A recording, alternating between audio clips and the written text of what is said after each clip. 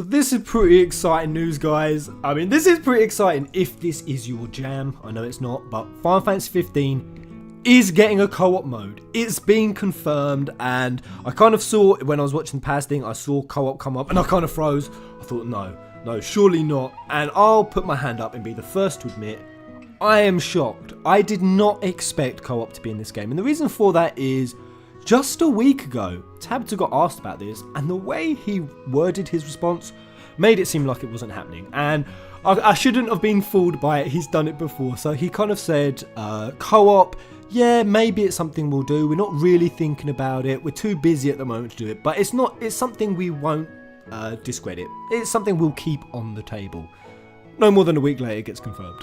It gets confirmed in the DLC, and he's done this before. He did it with airships. He got asked, he said, not really thinking about it. Perhaps we won't keep it off the table, or we'll keep it on the table. And then no more than a week later, we got airships trailer. And Moogles happen there. Won't keep it off the table. He says that a lot. And then we got a whole Moogle campaign. So Tabata, he has very, very much wised up to his interview answers. He gives answers that kind of allude to it not happening, and if you ever see Tabata in an interview say something might happen, at that point just think, yeah, it's happening. Because, and this is good because he was really bad in interviews. Like, he used to give away information he shouldn't have. He used to get in a little bit of trouble for it, and that's just because he's so passionate about sharing and giving out information. But he used to get himself into some landmine situations. But so going on to this article about it. Also, Final Fantasy 15 goes gold. We saw that in Paris Games Week. They held up the discs. It's happening. The dream is now a real product. Final Fantasy 15 has gone gold. So breaking down exactly what the DLC is and the co-op, because this co-op is going to be a part of the DLC. You are going to have to buy it. It will cost money.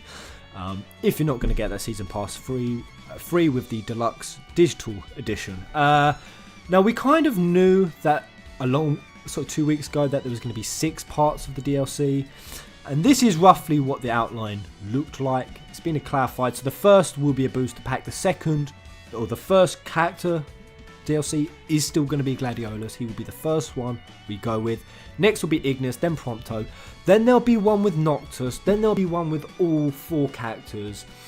And then there'll be the co-op. And all I'll say with these DLCs is they've said there's going to be new monsters, there's going to be new zones, there's going to be new mechanics, there's going to be probably new soundtracks, there's going to be a lot of new stuff on top of the way they play. So this will all happen in-game.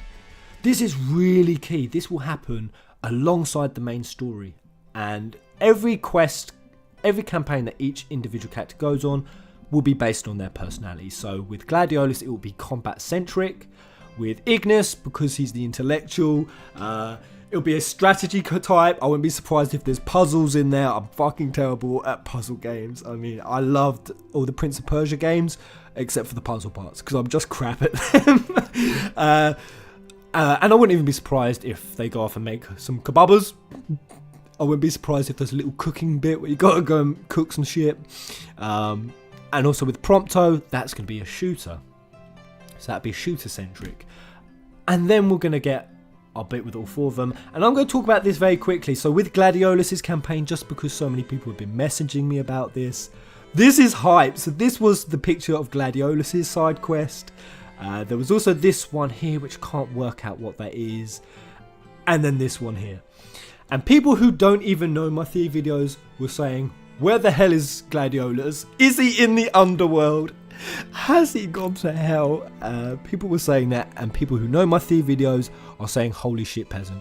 Have you just become the tinfoil hat master? And the reason I'm saying this, guys, is I did that theory video. This is it. In the title, it said, Gladiolus goes to hell.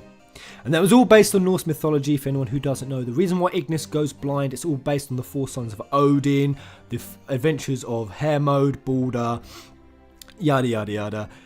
And Gladiolus goes to hell to get his brother back. And this could be it, because they're going to have to separate off for good reasons. I said I thought it could happen after the train incident, where Gladiolus was arguing with Noctis. I said I think that Gladiolus is arguing about going to get Balder back. this could be Gladiolus going off. And this could well be hell, just the way it looks. I mean, seriously. If I'm right about this, holy shit. But that's pretty supporting evidence for my theory. Which I'll just point out, GameFAQs, they fucking hate me. GameFAQs hate on me all the time. They said my Knights of the Round theory was fucking stupid. They said my Chaos theory video was stupid. They said my whole thing with Luna Freya using light magic and her family being that of light was stupid, was stretching. The Sons of Odin, they fucking hated me for that. They was like, this is the most ridiculous thing ever. Gladiolus goes to hell. How fucking stupid's that? Based on some old Norse mythology shit. That was actually kind of the wording. So we'll see how that comes through. And GameFAQs, you can kiss my fucking scrote if it comes through. But moving on past that, what else was there I wanted to talk about? So, I mean, all of this is going to be $24.99 for anyone who's wondering. If you haven't got the deluxe digital edition, you're going to have to buy this. All I'll say is for how much you get and for how much they're adding, that's really not bad. I mean, this is probably going to add 20-30 hours plus just on the side quests of content alone. Then you add the co-op. Oh god, guys. Honestly, I cannot wait. This will be one of the best. Imagine co-op in EOS, how big that world is. Go on a journey with 4 of your friends. That will be such an experience. We should go, peasants. Anyone who wants to come on an adventure with me, just let me know. I'm more than happy. I'm shotgunning Ignis, by the way. Fuck off my Ignis. I am playing Ignis for sure. And yeah, that would just be so dope. So I'm pretty hyped about that. And I'm not a massive lover of multiplayer games at all. The final point I want to cover with this was what was said about the Omen trailer. So yes, I thought I kind of made it clear in my video that yes, this is an Omen. Yes, this isn't all going to happen. But there's a lot of people saying, oh, this is just an Omen, none of it's going to happen. Well, I don't think that's true. I think it's alluding to things that will happen. No, I do think people saying Chaos Noctis is wrong because this is an Omen and nothing in this Omen will happen. That's the point of it. I don't think that's true. I mean, just because Regis, he is the one who's having this Omen, this premonition, just because he's having it and he's doing stuff to prevent it, aka he sees Noctis going on a journey by himself, that's probably why he sends the guys along with him, doesn't mean to say that Regis is going to entirely prevent everything from happening or it going down the similar veins. But you've seen my video on that. All I add is looking at this final scene a bit closer.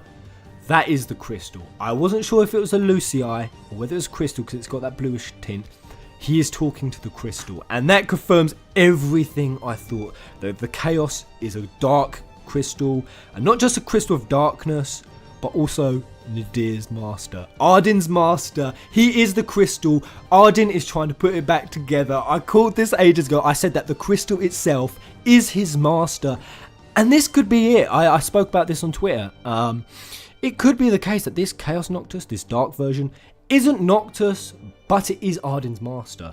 And Noctis is a once-in-a-lifetime reincarnation. There's been a lot of Hindu references in this game in which reincarnation is a big thing. I think that Noctis could be a reincarnation of Arden's master, hence why Arden gets on board, hence why he boosts Niflheim's power, hence why he gets involved, and that's why the crystal says it wants only Noctis. This is the last person he needs dead, and he'll be happy.